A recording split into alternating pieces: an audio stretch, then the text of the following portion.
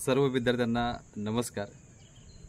Master विशाल sir YouTube चॅनलवरती आपलं सर्वांचं सहर्ष स्वागत। एकीकडे पोलीस भरतीचा विषय पूर्णपणे पेटत असताना दुसरीकडे सरकार त्याच्या विरोधात जाऊन एकदम कणखर भूमिका घेत असलेलं आपल्याला दिसून येतं।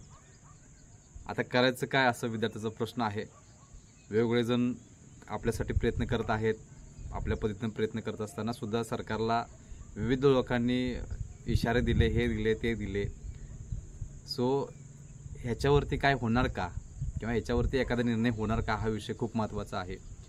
कारण की 90% मुलांची सध्या मागणी आहे की पोलीस भरती पुढे जायला पाहिजे आणि पोलीस भरती पावसाळ्यानंतरच व्हायला पाहिजे असं त्यांचं मत आहे। पण सरकारची भूमिका तटस्थ आहे, ते ठाम आहेत। एकंदरीत महाराष्ट्रामध्ये वेगवेगळ्या पद्धतीनं पोलीस भरतीवरती प्रेस नोट येत आहे, सूचनापत्रे येत आहे, अधिसूचनापत्रे येत आहे, बाकी सगळ्या गोष्टी येत असताना काही ठाण्यासारखी पोलीस भरती आहे आणि ठाण्याच्या याच्यामध्ये त्यांनी मंडपची सोयसुद्धा केलेली आहे मुलांना। फक्त तिथं सोय केली म्हणजे झाला असा विषय येत नाही। मुलं तुम्ही नियमाप्रमाणे 5 नंतरच आतमध्ये सोडणार आहात। जर पाऊस पडला तर तुम्ही मंडपात सोडणार आहात, नसेल तर पोरं बाहेरच असतील।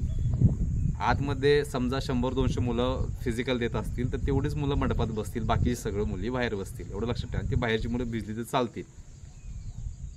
हा विषय खूप महत्त्वाचा। त्याच पद्धतीनं आता मी तुम्हाला व्हिडिओ दाखवणार आहे पुढे। धुळ्याला कशा पद्धतीने पाऊस आहे ग्राउंडवरती तो एक व्हिडिओ असेल। त्यानंतर नाशिकला पाक चिंध्याक्स करून टाकलेत। नाशिकच्या आत्ताची अपडेट तुम्हाला मी व्हिडिओमार्फत शेवटी बघायचं सर्वांनी व्हिडिओ बघायला विसरू नका। नाशिकला सुद्धा अशाच पद्धतीनं आहे। त्यानंतर सिंधुदुर्गला सुद्धा मोठ्या प्रमाणात पाऊस आहे, सिंधुदुर्गचा पण व्हिडिओ आहे। त्याचबरोबर जे काही इतर महत्त्वाचा विषय की एका ग्राउंडवरती तयारी करत असताना टेंट असतो, गोळाफेकचे अधिकारी वगैरे त्याच्यामध्ये बसतात टेंटमध्ये। तो टेंट उडून जाताना पॅराशूटसारखी अवस्था झाली आणि त्याला 5-6 जे काही आपले पोलीस शिपाई आहेत त्याला झोमकळत असताना दिसत आहे। एवढं लक्षात ठेवायचं, ते उडून जाऊ नये म्हणून। तो एक व्हिडिओ व्हायरल झालेला आहे, तो एक व्हिडिओ तुम्ही बघायचा आहे। विचार करा, ही अंमलदारची व्यवस्था अशी आहे, जे पोलीस कॉन्स्टेबल आहेत त्यांची व्यवस्था किंवा त्यांची आत्ताची कंडिशन अशी आहे की ते पूर्ण सगळंच उडून जात असताना ते ओढून पकडून तिथं आणून ठेवालेत। मग इथं आमची मुलं एवढ्या लांबून तिथं भरती द्यायला येणार आहे, याचा विचार कोणी केला असेल का? मला एक गोष्ट माहिती आहे, मी खूप लोकांना, वरिष्ठ लोकांना भेटलोय, सगळ्या आपले कॉन्स्टेबल असतील किंवा मॅडम असतील, आपल्या सर्वांच्या बरोबर माझं बोलणं झालं आहे। कुणाची घ्यायची मानसिक स्थिती किंवा विषय आता नाही आहे, कारण की हे अधिकारी बसलेत हे सुद्धा झुरूतनंच वरती गेलेले असतात। आमदार खासदार डायरेक्ट सिलेक्शन झालेलं असतं, बरोबर आहे। सो त्यांना सुद्धा वाटतं की विद्यार्थ्यांची अशी नाहक त्रास किंवा विद्यार्थ्यांना अशा गोष्टीला फेस जाता कामा नये, त्यांना 100% हाल होणार हे सगळ्यांना माहिती आहे। प्रेस नोट असू दे, अधिसूचना असू दे आणि काही पण असू दे, याच्यामध्ये सरळ सांगितलं आहे की सध्या मान्सूनची परिस्थिती आहे, पाऊस जोरात येण्याची शक्यता आहे, तरी स्वतःची काळजी स्वतः घ्यायची, येताना सगळ्या वस्तू घेऊन यायच्या आहेत, हे करायचं ते करायचं आहे। अरे मग तुम्हाला समजतंय तरी पण तुम्ही भरती घेत आहे, म्हणजे याचं रिझन काय? हा विषय खूप महत्त्वाचा आहे, एवढं लक्षात ठेवायचं। सो एकंदरीत ह्या जिल्ह्यामध्ये जी परिस्थिती निर्माण झालेली आहे किंवा ह्या महाराष्ट्रामध्ये विविध जिल्ह्यांमध्ये जो पाऊस पडत आहे आताच्या घडीला, आणि त्या पाऊस पडत असताना त्या ग्राउंडवरचे व्हिडिओ शूट केलेले आहेत, काही विद्यार्थ्यांनी मला पर्सनली पाठवलेले आहेत आणि ते व्हिडिओ ह्या शेवटच्या वेळी तुम्हाला दाखवणार आहे। त्यानंतर मुलांची अवस्था कशी होईल, समजा ह्या पावसामध्ये ती बिचारी गेले तर मुलांची अवस्था कशी होऊ शकते, तो सुद्धा व्हिडिओ असणार आहे। त्याचबरोबर साताऱ्यानं तर कहरच करून टाकलेला आहे। सातारा जिल्ह्यामध्ये डायरेक्ट प्रेस नोट झालेली आहे, जी मगाशी आऊट झालेले सर्व विद्यार्थ्यांच्या बरोबर पोहोचलेली आहे।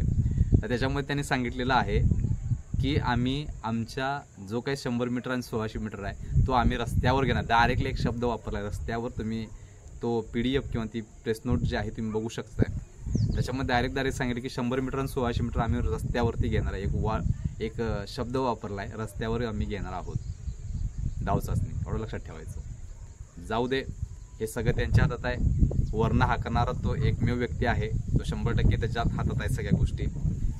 त्यामुळं विद्यार्थ्यांचा विचार नाही आहे आणि त्याच तरुणांनी या लोकांना दाखवून दिलेलं होतं त्यांची जागा, तरी पण अजूनसुद्धा जागा आलेली नाही असं मला वाटतं। एकंदरीत स्वतःच्या पायावर दगड मारण्याचा प्रयत्न सरकार करत आहे।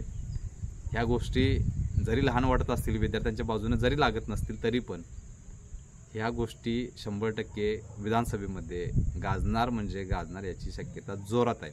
विविध मुलांचे फोन असतात, कॉल असतात, टेलिग्रामला मेसेज असतात, भेटी असतात।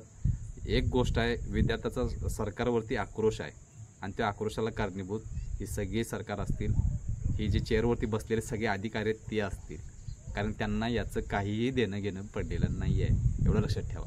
त्यामुळे महाराष्ट्रातली एकंदरीत पावसाची स्थिती आत्ताच्या घडीला एकदम वातावरणसुद्धा ढगाळ पद्धतीनं सगळीकडे तयार होत आहे. एकदा पाऊस चालू झाला की 5-5 दिवस 10-10 दिवस उघडत नाही आहे. मग हे 5 दिवसाची म्हणे आम्ही नवीन तारीख देणार. 5 दिवस जरी पाऊस पडला सलग तरी नवीन विद्यार्थ्यांना नवीन तारखा देणार आम्ही. पोरं येऊ द्यात, आले तर त्यांना तारखा देणार आणि घरला पाठवणार, परत त्यांनी 5 दिवसांनी परत यायचं. त्यावेळी जरी पडला तर परत जायचं, परत यायचं, पण यायचं मंडपात उभं राहायचं, लग्नाला उभं राहायचं, लग्न करणारच आम्ही तुमचं, अशा पद्धतीनं तटस्थ भूमिका घेतलेली आहे सरकारनं.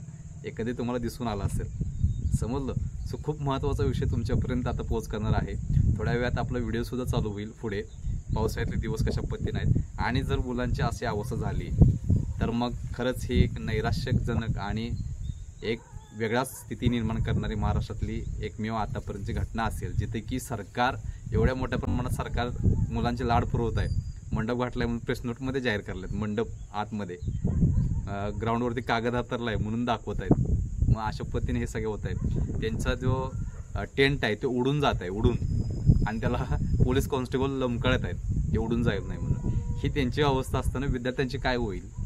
सगळे मोबाईल, बॅग सगळं तुम्ही जे काय आणाल, पैसे पाकिट, ते सगळं तुम्ही बाहेर ठेवून यायचं आहे. भिजलं त्याला जबाबदार तुम्ही. जाताना कसं जायचं हा तुमचा विचार. आम्ही काय सोयी करणार नाही तुमच्यासाठी, हे सगळं कळतंय, तरी पण कुठं वळत नाही ते कळत नाही. का वळत नाहीत ह्या गोष्टी, किंवा का तुमच्यापर्यंत पोचत नाहीत, का तुमचं मन तयार करत नाही, आणि याला कारण काय आहे, हा मात्र प्रश्नचिन्हाचा विषय आहे, लक्षात ठेवा. त्यामुळे एकंदरीत आत्ता पावसाची अवस्था, करंटमध्ये पाऊस कशा पद्धतीने चालू आहे, जसं मगाशी वेगवेगळ्या जिल्ह्यांची नावं घेतली, ते ग्राउंड मी पुढं दाखवतोय, आणि त्यानंतर त्यांची अवस्था मुलांची अशा पद्धतीने होणार आहे, एवढं लक्षात ठेवायचं. सो एकंदरीत पूर्ण व्हिडिओ बघा, आणि खूप महत्त्वाचे विषय उद्या सकाळच्या व्हिडिओमध्ये येणार आहेत. सो चॅनलला आत्ताच सबस्क्राईब करून ठेवा. त्याचबरोबर एक लाईक आणि एक शेअर करायला विसरू नका, जेणेकरून तुमच्यापर्यंत सगळी इन्फॉर्मेशन लवकर पोच होईल. समजलं. सो व्हिडिओ कंटिन्यू बघा.